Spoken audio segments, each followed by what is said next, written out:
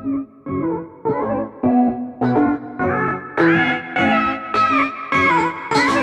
आज स्कूल में पढ़ी हुई उस लकड़हारे की कहानी याद आ गई सर, जो अक्सर लोगों को बेवकूफ बनाने के लिए चिल्लाया करता था, शेर आया शेर आया। वो सारा गांव उसकी मदद को दौड़ पड़ता था, और वह कोई शेर नहीं होता था। एक दिन सचमुच का शेर आया। उसने तो बहुत चिल्लाया कि शेर आया शेर आया, मगर उसकी मदद को तब कोई नहीं आया। वही हाल मेरा भी है आज सर। कल तक मैं झूठ बोलता था तो सारा जमाना विश्वास करता था, और आज मैं सच बोल रहा हूँ तो एक भी इंसान विश्वास नहीं कर रहा है। हालात शेर बनकर मुझे खा रहा है, मगर जमाना मेरी हालत पे मुस्कुरा रहा है। इस दुनिया में लाखों ऐसे बूढ़े हैं जो या तो अकेले हैं या बेमुरव्वत बेगैरत औलादों के बाप हैं, जो भूख से तड़प तड़प के मर जाते हैं, मगर उनके मुंह में पानी डालने वाला कोई नहीं होता है। अनगिनत अपाहिज हैं जिनकी तीमारदारी करने वाला कोई नहीं है। करोड़ों ऐसे नौजवान हैं जो पढ़ना चाहते हैं, पर गरीबी और मुफलिसी के मजबूत हाथ उनके हाथों से वो किताबें छीन लेती है, वो पढ़ नहीं सकती। ऐसी लटक के खुदकुश करने का क्या मतलब है?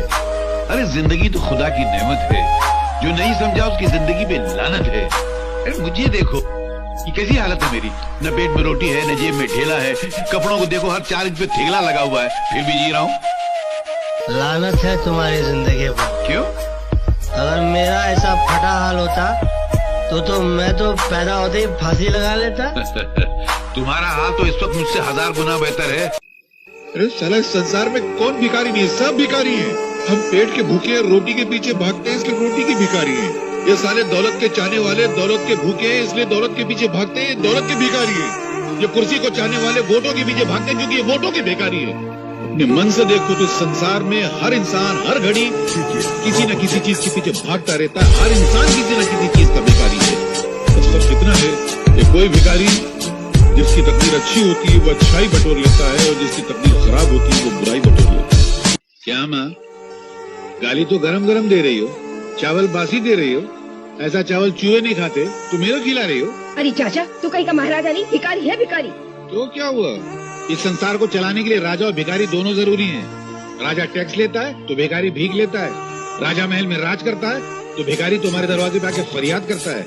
राजा इंसाफ करता है तो भिखारी बाकी खाना साफ करता है। तुम्हारे दरवाजे पे आके अगर मैं भीख मांगता हूँ ना तो तुम मेरे पे एहसान नहीं करती हो, मैं एहसान करता हूँ, मालूम।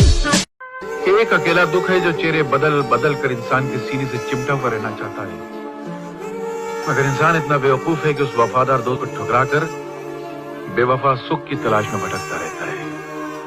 अरे सुख तो बेवफा तवाइफ की तरह है, जहाँ जिसके पास कल उसके पास। अगर इंसान दुख से दोस्ती कर ले तो फिर जिंदगी में कभी उसको सुख की तमन्ना ही नहीं रहेगी। तो मोहब्बत से मिटा जरूर है, मगर मोहब्बत के फलसफे को नहीं समझा तू। बहुत ऊंचा फलसफा है, और मैं यहाँ तेरी शरारतों को रब्बू करने आया था। तेरी बदतमीजों को रब्बू नहीं कर सकता मैं जा रहा हूँ। अरे क्या, मुझे किसी की जरूरत नहीं है। अरे जब मैंने अपने दिल में रहने वालों के जाने का अफसोस नहीं किया तो घर से जाने वालों की परवाह क्या करूँगा। ये मेरा इस्तीफा है। इस्तीफा? हम जैसे महान लोग जब आपकी मामूली सी नौकरी करते ना, तो आपका हम पर नहीं बल्कि हमारा आपकी नौकरी पर एहसान होता है। आप इतनी सी तनख्वाह देते हैं, हम आपकी ऑफिस को इतनी सारी इज्जत देते हैं।